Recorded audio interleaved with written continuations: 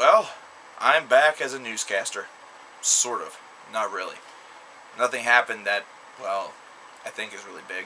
Except for the fact that, in alternative news, Miley Cyrus covered Smells Like Teen Spirit at a recent concert in South America, Ecuador, somewhere. Somewhere that wasn't in the United States, but a lot of people have started to catch wind of this from YouTube. And I wanted to fill in my 2 cents. This was something that I asked the crowd over on my personal YouTube or my personal Facebook page.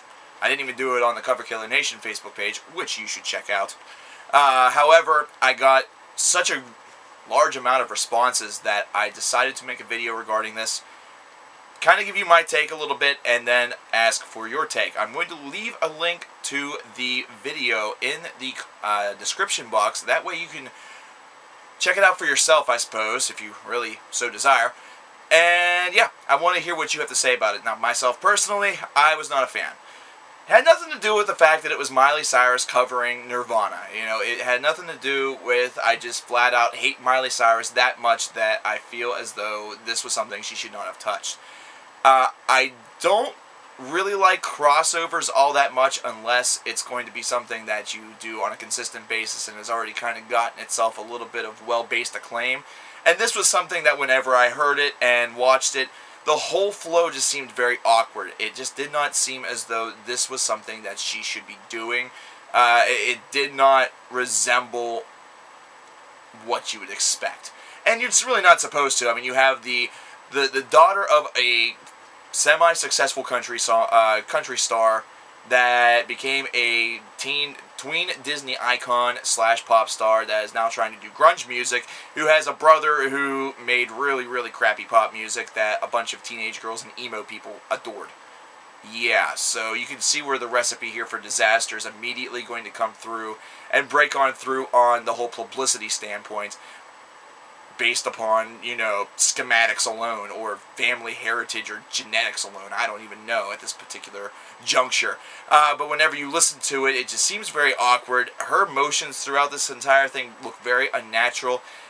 I know that sometimes whenever you do these little things, they're little short snippets, and you forget verses, or you just leave them out.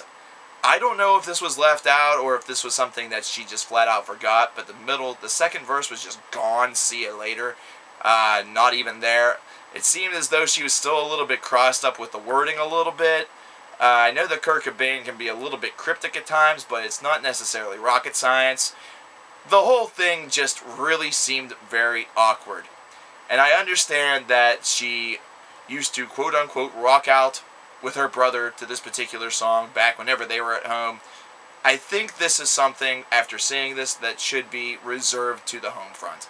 I don't think that this is something that should continue onward, especially after all the negative publicity that this has really gotten, and all of the attention that this has received.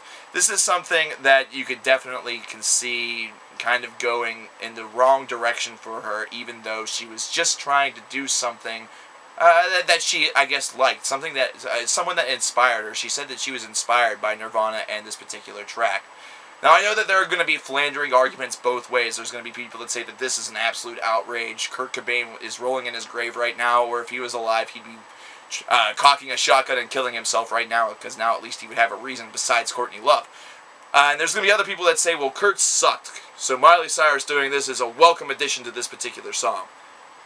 I want to hear both of those arguments. I want to see them to be really well-founded. I don't think she made the song her own. I think she did a really poor job. Not to mention it seemed extremely unnatural. And I think it's something that should have been better reserved and kept at home. What do you guys think? I want to hear it. Yeah, I didn't go all angry on this. Mainly because I'm just sort of indifferent to it. What do you think? Let me know.